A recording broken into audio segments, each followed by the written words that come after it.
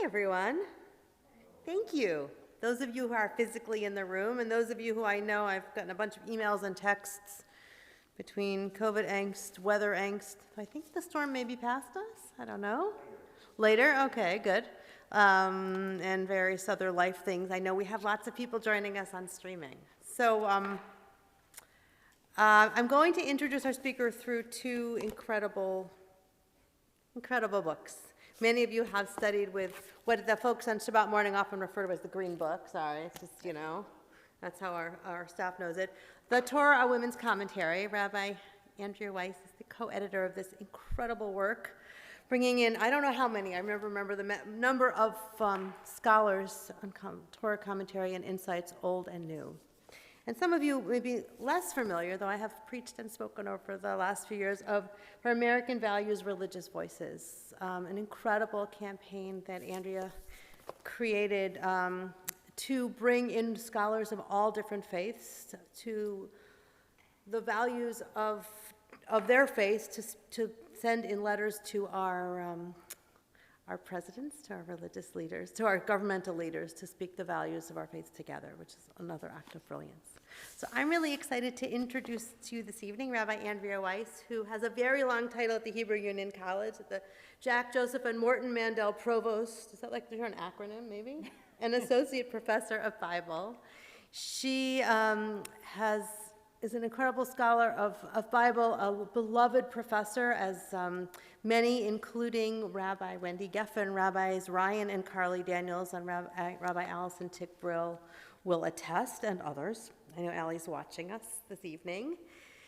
She's also a very, very dear friend. We met the summer of 1987 when we were just out of college and we were thinking about entering the rabbinate. So it's been a real joy and honor to watch Andrea's journey and scholarship and to continue to learn with her and to bring you back to NSCI. The last time she was here, I was very pregnant with David and Talia, so we know it's been way too long. So I'm going to turn the mic over to Rabbi Weiss, and thank you all for joining us this evening. Those of you who are online, keep this. you can keep this. Those of you who are online, the handout for this evening has been shared on our Facebook page, and it's also on our nsci.org, on our website, on the first listing under adult learning. Well, it's lovely to be here and to be able to study together. So let's begin with the prayer for Torah study as we thank God for the opportunity to come together on this early, not quite summer, late spring evening and study words of Torah. Baruch atah Adonai Eloheinu melech haolam asher kidshanu b'mitzvotav v'tzivanu la'asok b'divrei Torah. We thank God for the opportunity to immerse ourselves in words of Torah, which in this case will be we're going to sort of have two halves to this presentation. So one is we're going to do a little more history and then the other text study. So we're sort of do two parts here. Great. So today, next Monday, June 6th, marks the 50th anniversary of the ordination of Rabbi Sally Priesand, who was the first woman ordained by a seminary. And I want to share a little bit with you about Rabbi Priesand's road to the rabbinate, and as well as a piece of history that's really fascinated me as we've been coming on to this anniversary, which is the women who had wanted to be rabbis. And then we'll do some text study to look at one particular biblical woman that inspired these early would-be rabbis.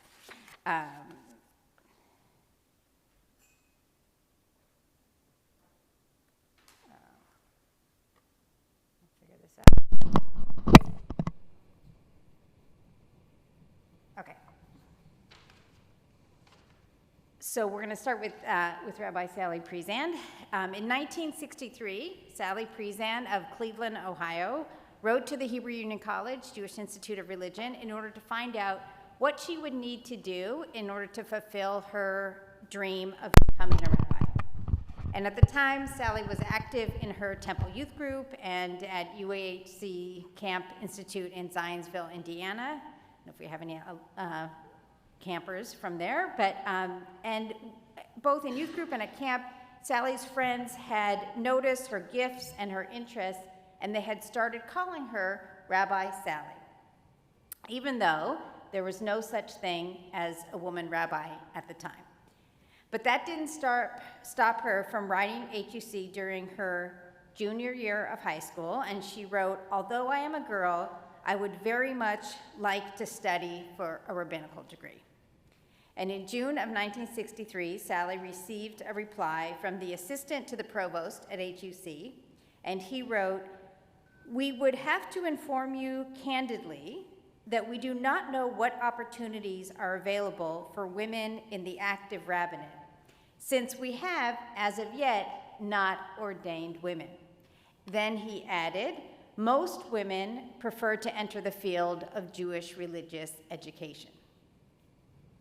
But undaunted by that answer, Sally applied to the undergraduate department of HUC in Cincinnati, which no longer exists, but people would start as undergraduates and then move over to the rabbinical program. And she was accepted as a special student, which meant that she was enrolled for credit, but not yet enrolled as a pre-rabbinic student. Then in 1968, after completing her undergraduate degree, Sally moved to the rabbinic track and started garnering national attention, as one headline said, "Girl sets her goal to be first woman rabbi." And she got a lot of media attention at the time. This was when a new wave of feminism and women's liberation movement were beginning to break down barriers in many other fields, and so it was natural to think about the rabbinate as well. And Sally took her classes, she served in her student pulpit, and in her final year, she wrote her rabbinic thesis entitled "Toward a Course of Study for Reform High School Youth Dealing with the Historic and Changing Role of Jewish Women." And Sally Priesand made that historic change when, on June 3rd, 1972, so nearly 50 years ago, she stood in front of the Ark at the Plum Street Temple in Cincinnati and was ordained as a rabbi. So that's 50 years since she was the first woman to be ordained by a seminary. But had history unfolded a little bit differently, we would have been marking not the 50th anniversary of women in the rabbinate, but actually the 100th anniversary of women in the rabbinate. And that's the story that I want to share with you now.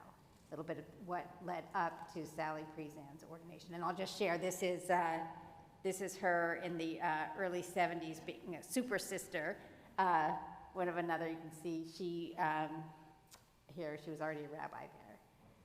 Okay, and the story of these women who would be rabbi is recounted in Pamela Nadel's really excellent book, Women Who Would Be Rabbis, A History of Women's Ordination, 1889 to 1985. And the story here goes back nearly 100 years to Martha Newmark. And Martha Newmark was the daughter of one of the HUC professors, David Newmark. And she was a student in the preparatory division at HUC. And at the age of 17, she had already been studying at HUC for 3 years. She petitioned the administration for a high holiday pulpit assignment, just like her male classmates. And this request to be assigned a pulpit instigated a lengthy debate about whether or not women could be rabbis. And so first, that question went to the faculty, who agreed that given the reform movement's approach to departing from tradition, to evolution, to change, HUC, they eventually concluded, could not logically and consistently refuse the ordination of women. Then next, after the faculty agreed, the alumni were asked to weigh in. So HUC were coming up on our 150th anniversary. So at that point in 1922, there were however many alumni were in the Central Conference of American Rabbis. They were asked to weigh in on the question, and they concluded, and this is a quote, that women cannot justly be denied the privilege of ordination. So we have the faculty and the alumni agreed that it logically made sense that we should have women rabbis, But in February of 1923, when the question went to HUC's Board of Governors, the governing body with the authority to decide the question, the HUC board voted 6 laymen to 2 rabbis that, and this is their quote, "No change should be made in the present practice of limiting to males the right to matriculate for the purpose of entering the rabbinate." So it's nearly 100 years ago, and then it took 50 years before the first woman was ordained. But along the way, so while this was playing out at HUC in Cincinnati, so at this point there was the Hebrew Union College in Cincinnati, and the Jewish Institute of Religion in New York was just getting started at the same time. In fact, we're coming up on the 100th anniversary this fall in 1922 of JIR in New York. So we're going to switch here from where we left off, Martha Newmark. I'm going to talk about a couple of the other women who would be rabbis. So first, I want to introduce you to Irma Levy Lindheim. She also enrolled in this category as a special student in the very first class of the Jewish Institute of Religion in 1922. And she petitioned the faculty to become a rabbinic student. And that next year, in the second year of its existence, the Jewish Institute of Religion changed its charter and committed, at least on paper, that they would, and this is a quote, "to train in liberal spirit men and women for Jewish ministry, research, and community service." And Irma Lindheim completed all but the final year of the program, but personal circumstances led her to discontinue her studies, and she didn't continue on toward ordination.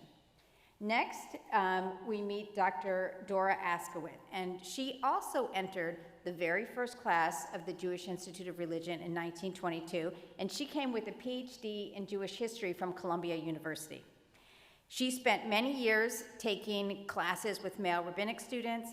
She was motivated both to deepen her Judaic studies knowledge, and she hoped that her presence at the Jewish Institute of Religion would, in her own words later, as she reflected on, open the road for women who might be desirous of being ordained. And she looked to the future, both when women might be able to be ordained as rabbis, but also be able to be on the faculty. And it would take many years until we had women on the faculty at HUC, JIR. And the next person I want you to meet is Helen Leventhal. And just as Dora Askawin left JIR in 1937, another of her classmates was getting close to finishing. And that's Helen Hadassah Leventhal. She was the descendant of 12 generations of rabbis. Her father was a conservative rabbi in New York, and her grandfather was a prominent Orthodox rabbi in Philadelphia, so not bad lineage. And after she received her undergraduate degree in education from the University of Pennsylvania, which is Rabbi Green's alma mater and where I got my Ph.D. So she got her undergraduate degree in 1931, and then she registered as an auditor at the Jewish Institute of Religion while starting a master's at Columbia.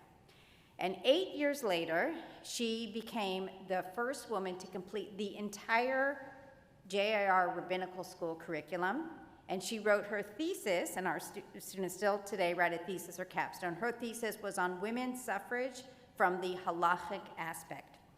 And she should have been the first woman ordained as a rabbi in 1937, or 1939. But instead, and that would have made her the 13th in her family, the 13th generation of rabbis in her family. But JIR founder, Rabbi Stephen S. Weiss, who's known for being liberal and progressive and many other things, and even though JIR on paper was committed to ordaining women, but he consistently denied ordination to women. And about Helen, he acknowledged that she did excellent work, but he said the time was not ripe for JIR to ordain a woman. So in the 1939 JIR ordination ceremony, Rabbi Weiss awarded Helen Leventhal a master's degree in Hebrew literature, that's after 8 years of study, an MA, and a Hebrew certificate that closely resembles, and you can see in the picture, and I got this photo from my colleague, Rabbi Dr. Shirley Idelson, who's a historian, and she has a book coming out this summer on a history of the Jewish Institute of Religion. And you can see, so if you look at the certificate that she has, and if you go into the office of any other rabbi here in the synagogue or cantor, you'll see that their certificates look very similar. So she was given a certificate that very closely resembled what her male classmates received, but her certificate declared her Musmacha L'Sifrut Yisrael, certified in Jewish literature. It's that same word we use for ordination, but instead of recognizing her as ordained as a rabbi and a teacher, and it had declared that she had so her male colleagues were musmach, or ordained as rabbis with permission to serve in congregations, and she instead was given this certificate that looked like, but the wording was quite different. And so she, in fact, deserves an important place in history as the first woman who really should have been a rabbi. She completed all the degrees. And I want to add one other name to this list of early women rabbis, or would-be rabbis, and that is Regina Yonas. And in Germany in 1935, Rabbi Max Denneman privately awarded a rabbinic diploma to Rabbi Regina Yonas. And Rabbi Yonas taught Torah and comforted people in Berlin as the Nazis rose to power. And she was deported to Theresen in 1942, and then murdered in Auschwitz in 1944. And since then, in more recent years, her history has been told, and some documents about her have been found. There's a moving video. If you Google her, you can find where a number of early women rabbis and other women rabbis and leaders went back to Germany and kind of retraced her and put a plaque up in her honor. So these are the, all of these early women rabbis and would-be rabbis led then to what we call the four firsts, both Sally Priesand, ordained 50 years ago, and then the other women who followed. And so this makes, we have a little over 850 women have been ordained by HUC in the last 50 years, and more than 1,500 women ordained across the Jewish world, starting with all of these first who gathered at the Hebrew Union College in New York recently, and we had an interview with all of these women. And what's interesting about all of these women is, and I would also add the women who would be rabbis, I think they all prove a quote that you may know from anthropologist Margaret Mead, who wrote, "Never doubt that a small group of thoughtful, committed citizens can change the world. Indeed, it is the only thing that ever has." So, and one thing that Pamela Nadell notes in her book, in telling the story of all these women, is the frequency in which the women who would be rabbis and the early pioneering rabbis appealed to the past as they tried to create something new and make history, bringing about a new future. And during both their time in rabbinical school, as well as in their teaching out in their communities, the early women rabbis and the would-be rabbis often wrote and spoke about women in the Bible, Miriam, Deborah, Esther, and more, as well as some of the lesser-known women in the Talmud and in Jewish history, like Beria and the Hasidic maid of Ludimir. And they drew inspiration from the fact that they weren't actually the first, even though they were first in many ways, but they drew inspiration and encouragement from the fact that there were other Jewish women leaders in our past, and really drew strength from that. So Pamela Nadell observes, again and again, the women seeking ordination appealed to the past and wrote about women and Judaism. Since they were unable to find contemporary models for their aspirations, they turned to Jewish history and Jewish tradition, seeking archetypes of the female leaders of the past. And she points out how they constantly invoke tradition even as they planned to overturn it and to break barriers in becoming what no one had ever done, which is to become women rabbis. So that's a little bit, I want to give that history since we're so close to the 50th anniversary, and also to combine this sort of situating us in this history of women in the rabbinate, but also using the opportunity to study some of the, at least we're going to look at one biblical figure, and this is in here on the slide. It's the second from the left is Miriam, and to look at some of the texts about her and to see what qualities we can see in the biblical account of Miriam that make this particular biblical woman a fitting role model for the pioneering women who wanted to and then became women rabbis. So we're going to switch. So if you have your handout, whether you're in person or online, we're going to switch to doing some text study. So I want to start with this passage from Micah, which is one of the interesting places where we see Moses, Aaron, and Miriam all mentioned. This is a quote from the prophet Micah 6:4. For I brought you up from the land of Egypt, from the house of bondage. I redeemed you. I sent before you Moses, Aaron, and Miriam. So notice how all three siblings sort of given equal billing in this. And what I want to look at now is we'll look at three passages where we first meet Miriam and then see what we can learn about her. So if I could ask, so let me just kind of give a little bit of context before we look at the first passage is going to be from Exodus 2. And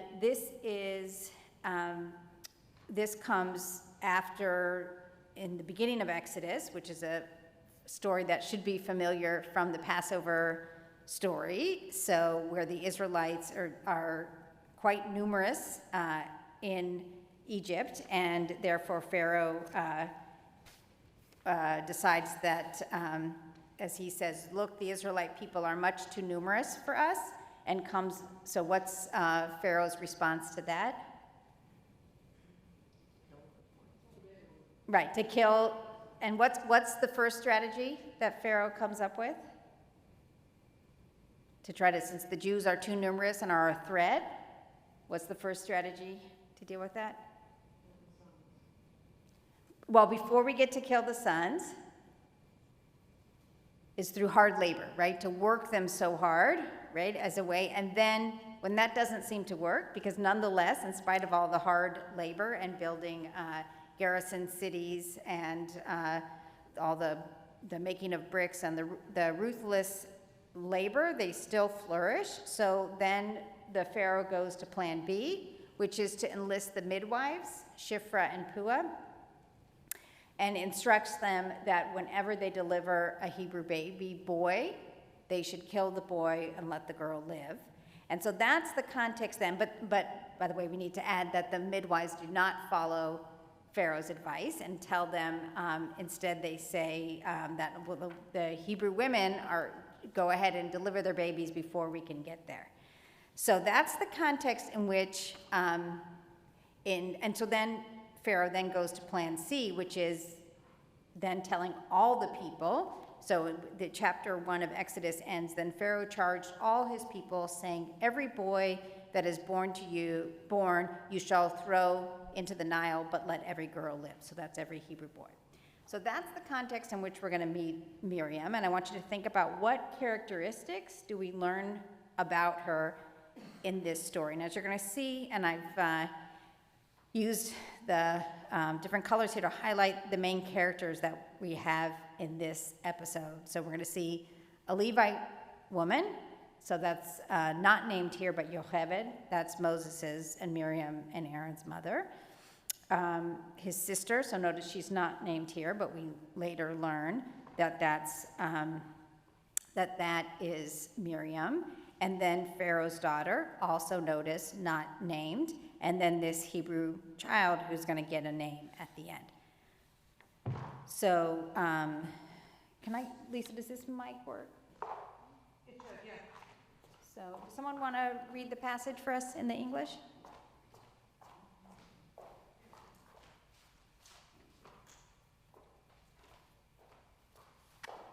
I know, but there's people online. I know that's not. A certain man of the house of Levi went and married a Levite woman. The woman conceived and bore a son, and when she saw how beautiful he was, she hid him for 3 months. When she could hide him no longer, she got a wicker basket for him and caulked it with bitumen and pitch. She put the child into it and placed it among the reeds by the bank of the Nile. Okay, I'm going to have you pause there. So just to unpack a couple things about these early verses. So one, just notice how we don't have anyone's names, right? So we're just referred to the Levite man and this Levite woman. And if you look at all the verbs here, because we have a lot of action that's typical for biblical narrative, especially in the early verses, sort of setting the scenes. We see a lot of verbs. So, and who is the subject of all the verbs here, starting in verses 2 and 3?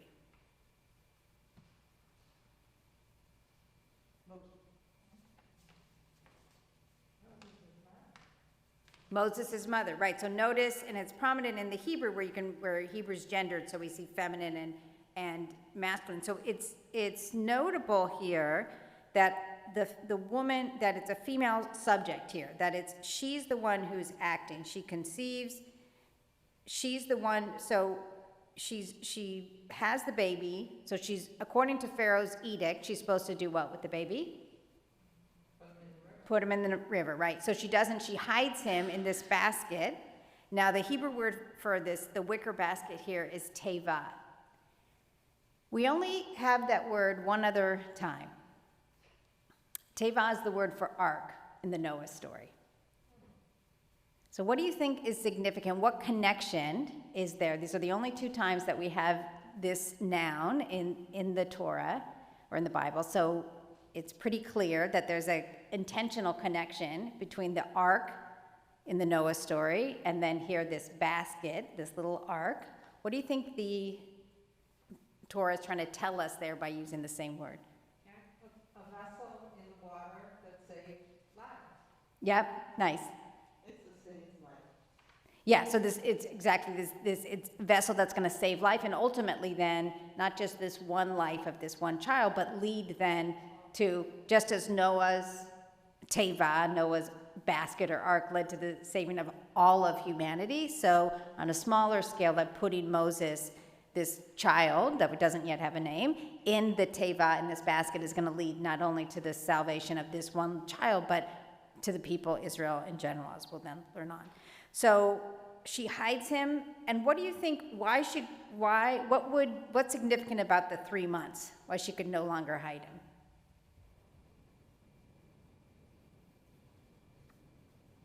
What do you think of?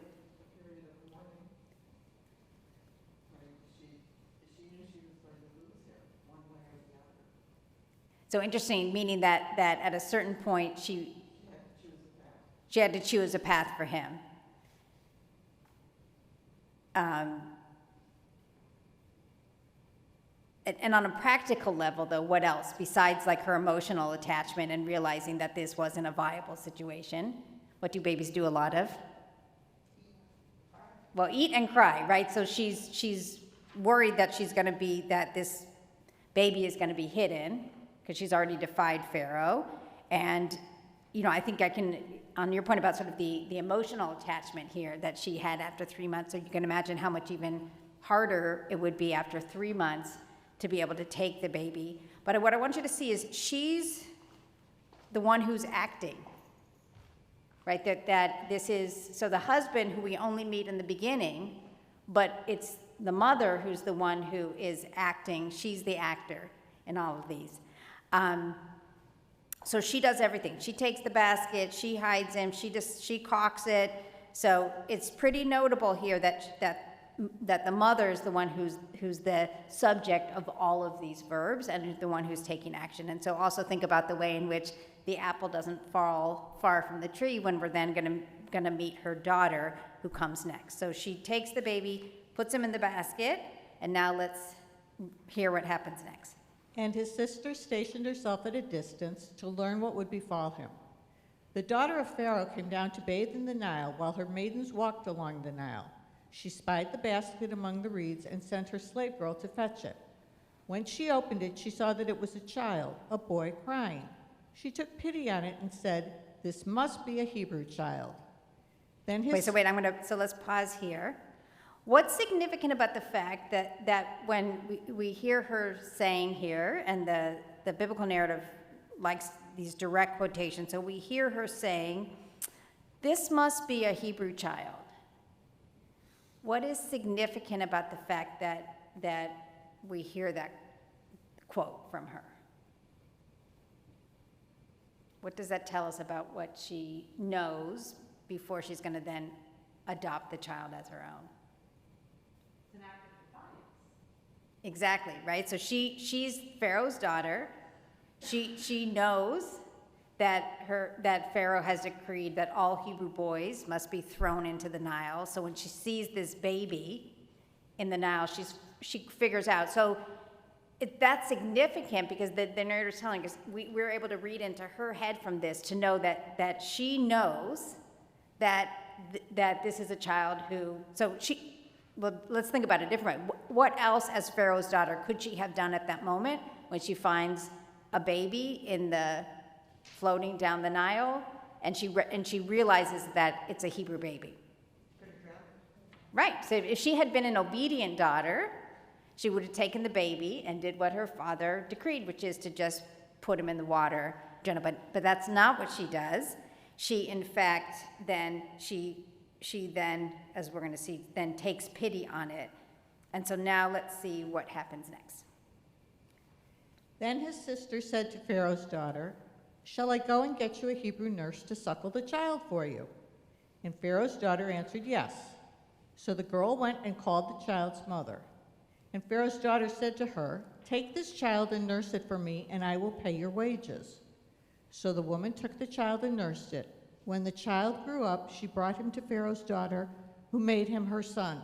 She named him Moses, explaining, "I drew him out of the water." Right, so and if you, the Hebrew here, ki min hamai meshitihu. So meshitihu and Moshe. So a play on word, drew him out. That's the derivation that's given here. So let's look a little bit at, so Moses' sister, we'll refer to her as Miriam, even though we don't learn her name till later.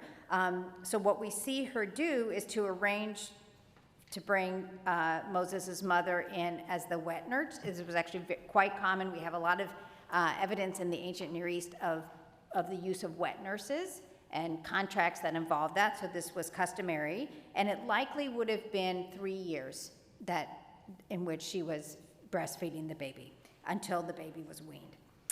So what impression do you get of this unnamed sister of the baby from this scene? Okay, clever in what way?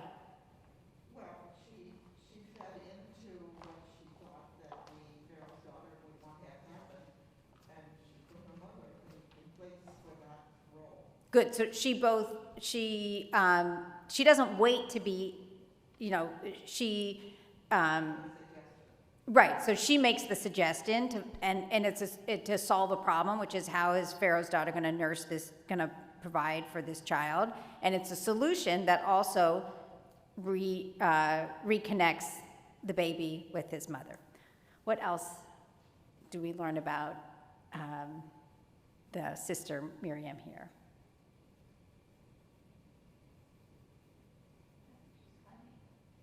Okay, and what else strikes you as cunning about this?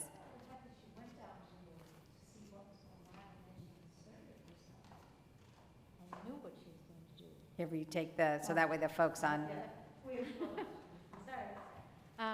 So, Yeah. okay, I think she was cunning And I think she was cunning because she went down to the river to see what would happen, and then she inserted herself into the narrative and made it happen that her mother was able to get the child back. Right, and what's striking here is verse 4. And his sister stationed herself at a distance. So what quality about Miriam does that show? Both cunning, but what else? Well, a little bit cautious. She's waiting to see. Yeah.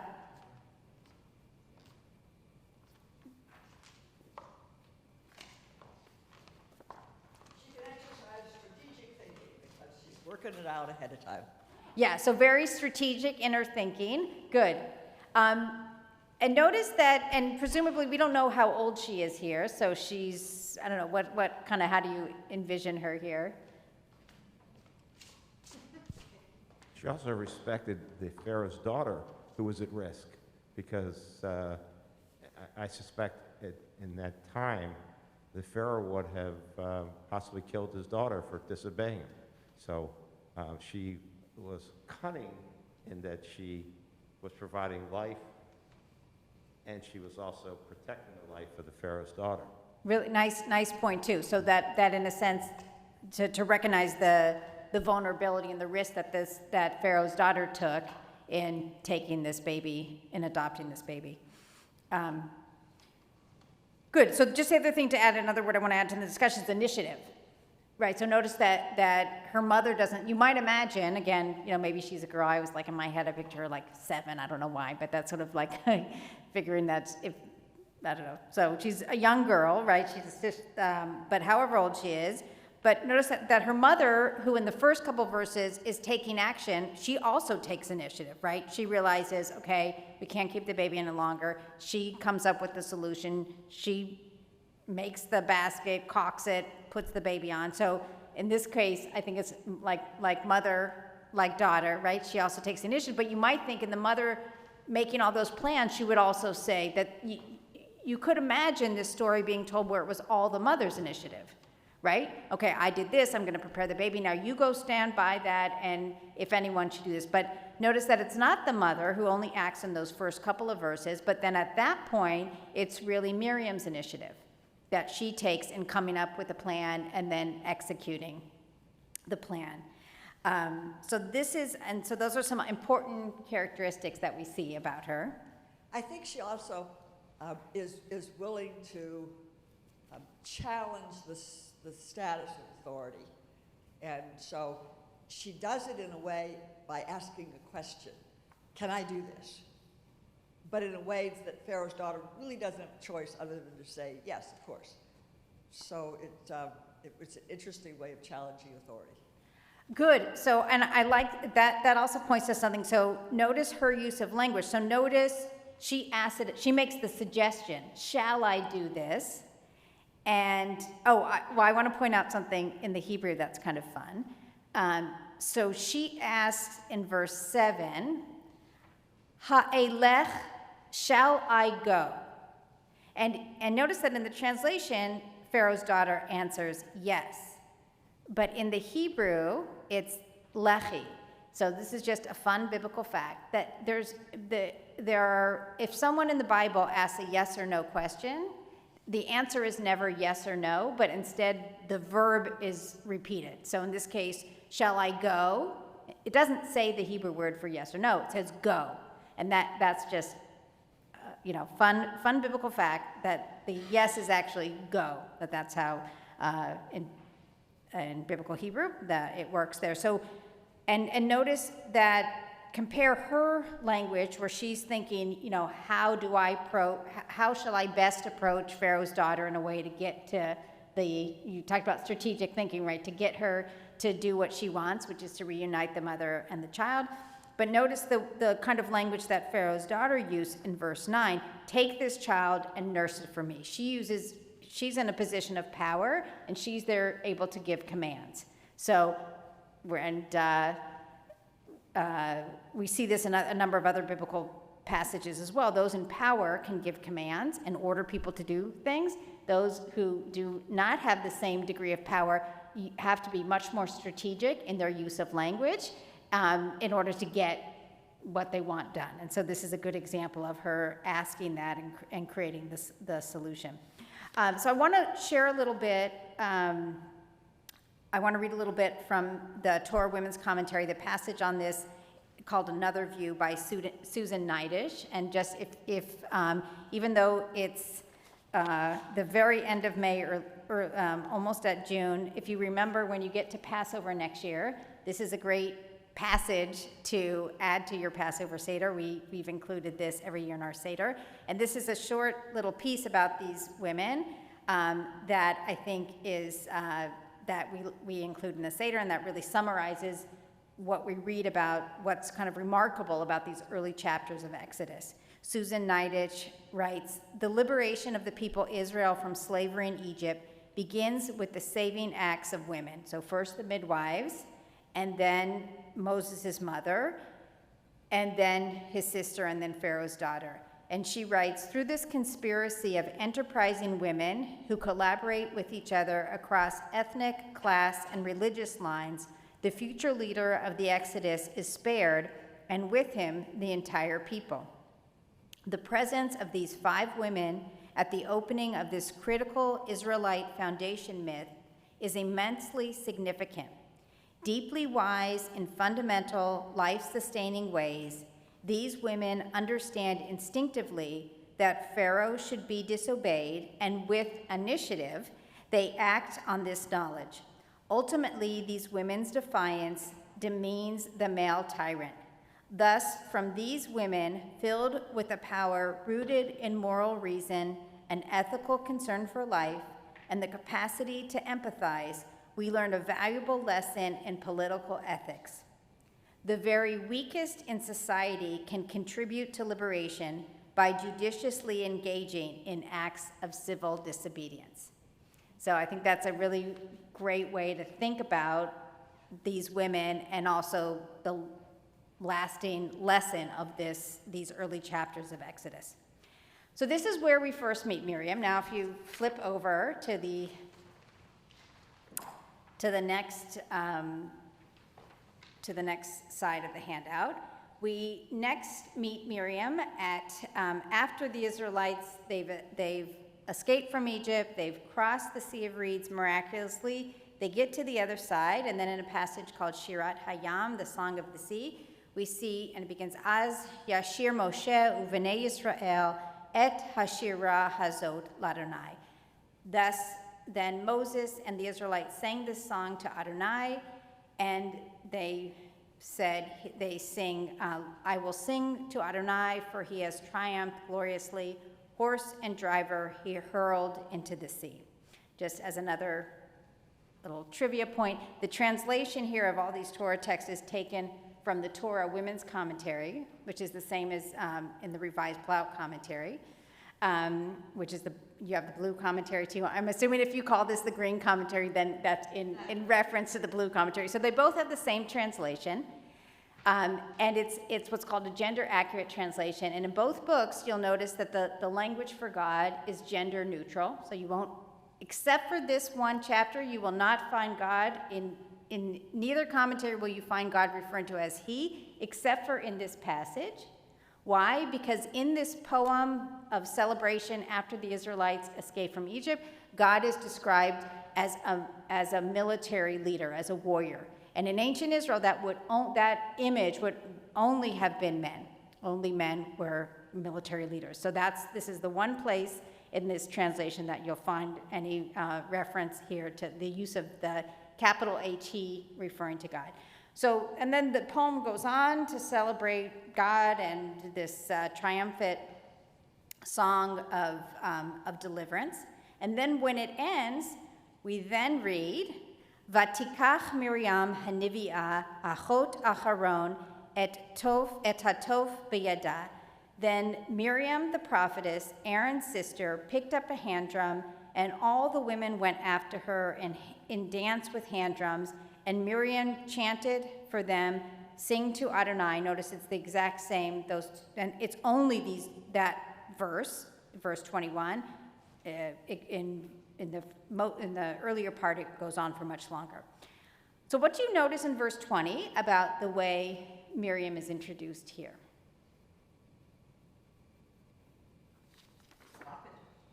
Right, so she's called a prophet, so actually given that title, which not very many women are. Did anyone know who any of the other biblical prophets are?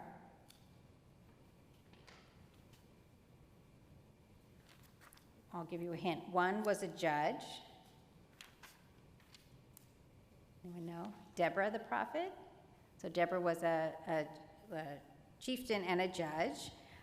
She's one.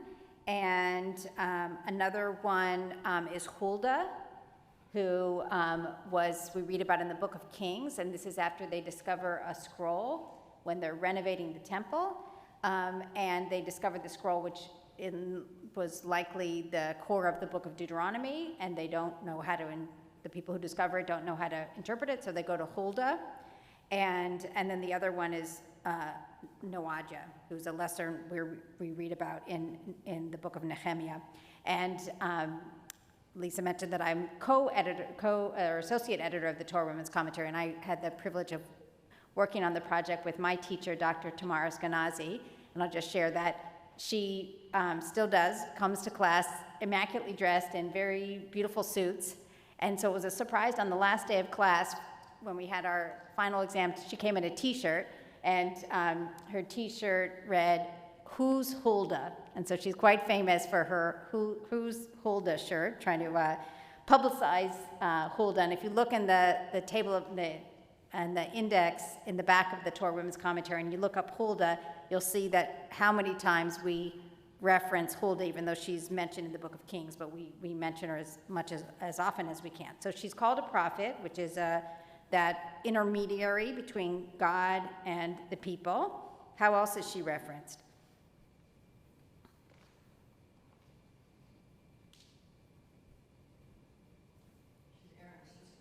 So Aaron's sister. So what's notable about that? Right, so not Moses' sister, and I don't have a good answer there as to why that is. I've been puzzling on that since I put this together. So, but reference here to Aaron's sister, and that possibly it may have an explanation as the next passage we see. So it's interesting that it's only Aaron, not Moses, which you might think it was Moses since it was Moses at the beginning, or not both of them. And notice that she's referenced as someone's sister, because one of the notable things about Miriam that makes her distinct among other women in the Bible is she is one of the few biblical women who's not known as someone's wife. So notice how her mother was introduced, Levite woman. So she's not someone's wife, and she's not anyone's mother.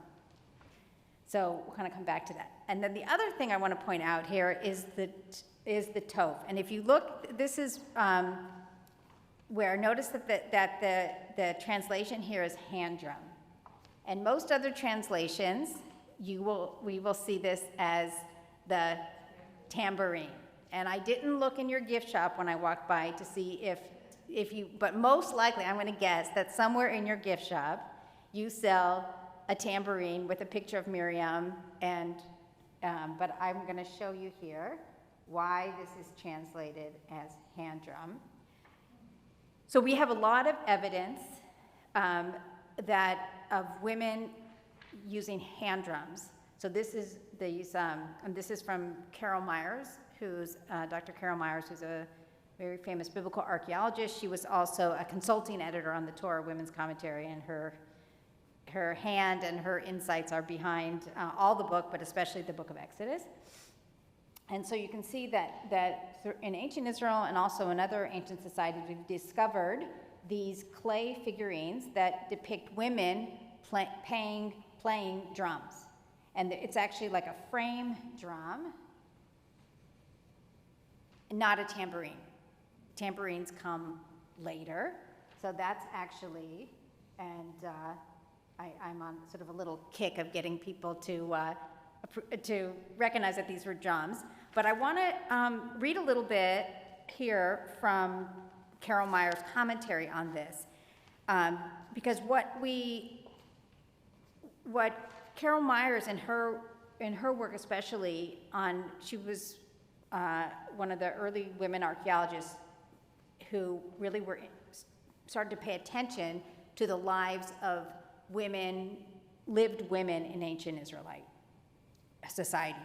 And so what we learn both from archaeological evidence like this, but also textual evidence, so we have a number of passages in the Bible where we see that women are the ones who are the musicians. So for example, in Judges, there's a scene in which the men come back, the army comes back, and the women are the one who greet them in song and dance. Also in the book of Samuel as well, that this was the role of women, that they would come out with instruments, and you can see how hand drums here, portable, they would come out, song and dance, and they would be the ones to greet the victorious army. Women were also known as the eulogizers. So if someone died, it was often the women who were the ones that would mourn and sing. And so the point that Carol Myers makes, I'll read this. She says, it was apparently customary in ancient Israel for women to welcome victorious armies with victory songs. Accomplished female musicians would have earned the esteem of their community. So she's sort of kind of taking out what is it. So if we know that women had that this was their role in society, they would have had then a level of esteem and prestige. She says also, she writes, groups of female performers likely would have met together to practice their instruments and compose songs for specific occasions, which would have provided occasions for female bonding and for women to exert organizational skills and mentor younger performers. So she actually thinks through what would it mean that women wouldn't just show up and sing victory songs. They'd have to practice. They would gather together. The same thing when we think about, for example, references to women baking bread, which were often done in one oven that would serve many people. It would take hours. And again, this process of, so what would happen when the female musicians would get together to practice, and that the kind of social connections, the mentoring that would take place. And so that's, I think, an important insight into kind of getting beyond the stereotypes of women's role in ancient Israel to really think about what their lived existence would have been. So in this case, we see here Miriam very much as a leader in this, leading the women here in particular in song and dance. So that's the second passage where we meet Miriam, and we won't have time to go into the complexities of the next one, but I wanted to bring this one too. So this is from Numbers 12, and again, it's a complicated passage, but we'll want to look at it for what it says about Miriam. So in this case here, so we have,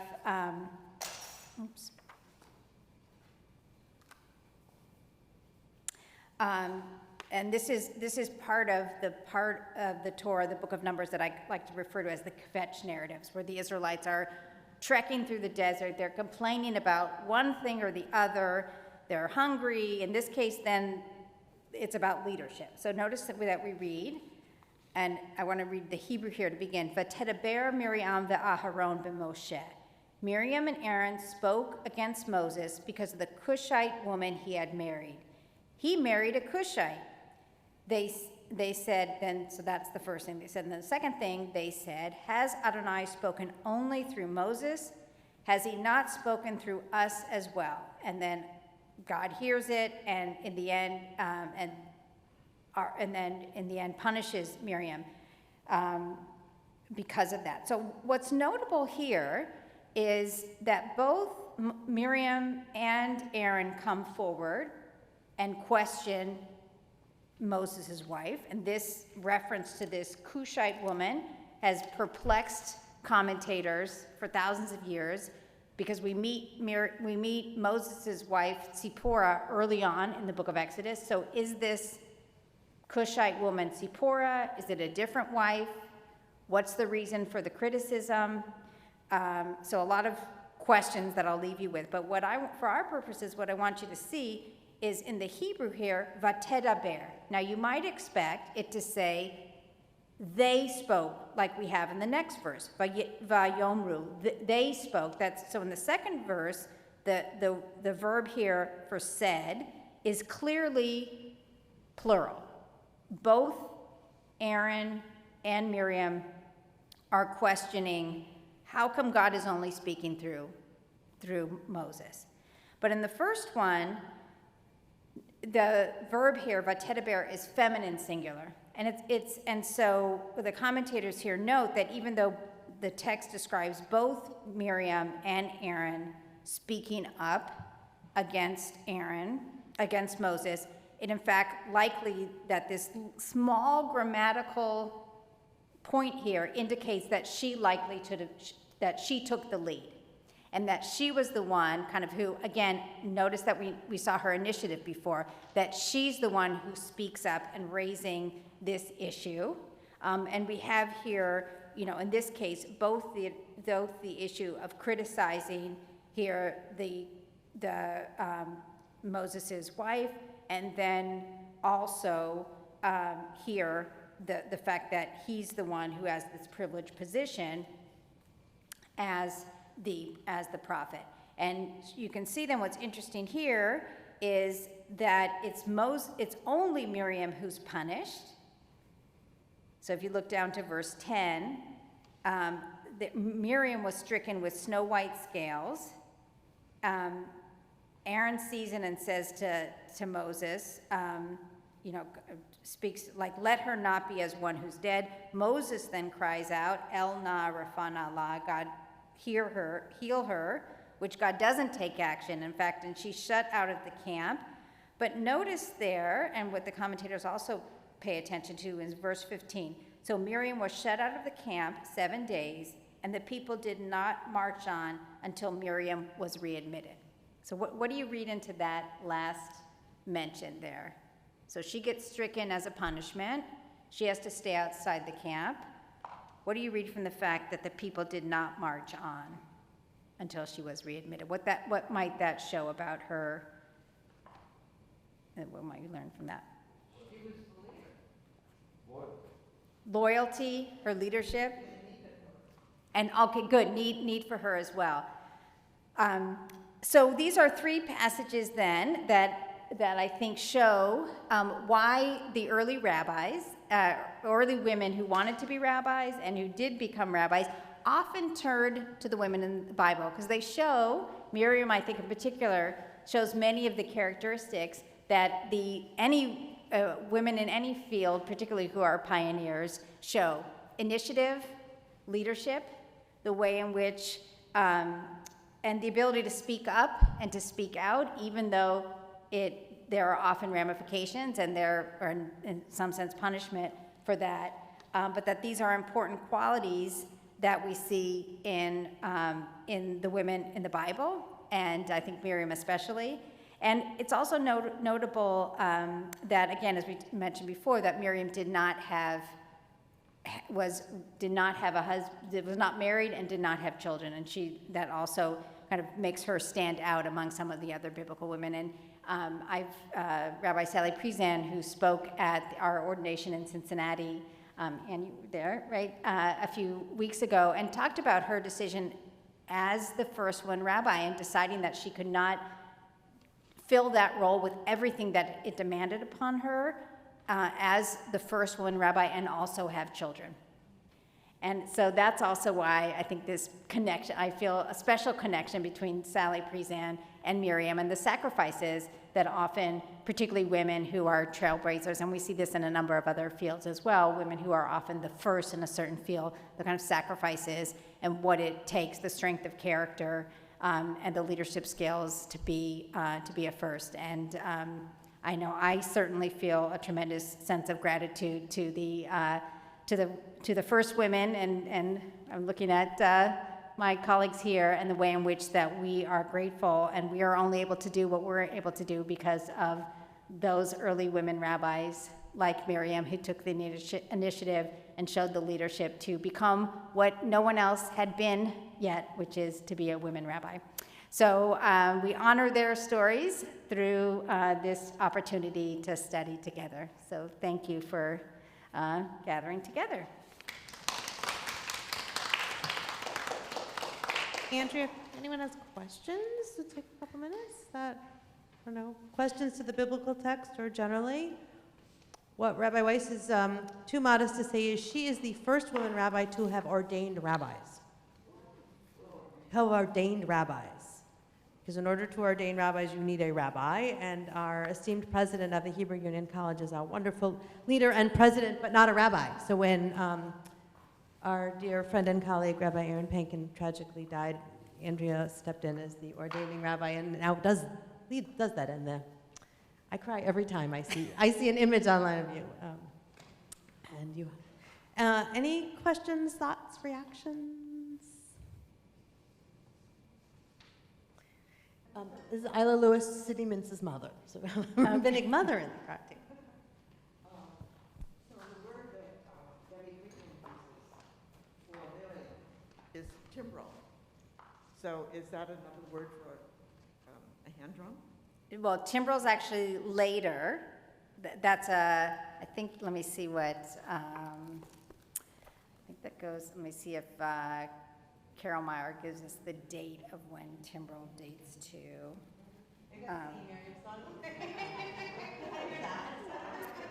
Okay, yeah, so I wanted to just confirm this. So Carol Meyer writes that tambourines or timbrels are not attested until the Roman period, more than 1,000 years after the Miriam story would have been situated.